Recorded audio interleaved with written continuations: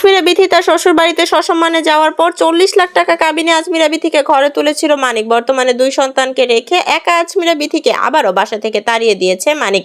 মানিক জানিয়েছে আজমিরা বিথিকে আবারও ডিভোর্স দিবে তিনি, কারণ একটাই, আজমিরা বিথি নাকি পরকীয়ায় লিপ্ত। বর্তমান সময়ে মানিকের এই ধরনের কথা শুনে আজমিরা বিথি আবারও চলে এসেছে তার বাবার বাসায়। তবে এবার আজমিরা বিথির 2 সন্তানকেই রেখে দিয়েছে মানিক।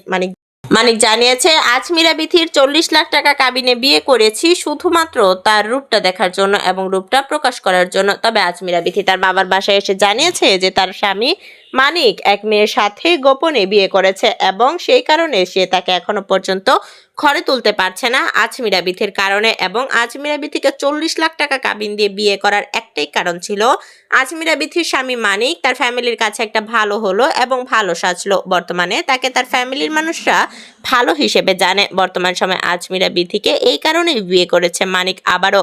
কিন্তু এবার আজমিরা বিথিকে আবারও ডিভোর্স দিবে বলে সিদ্ধান্ত নিয়েছে মানিক।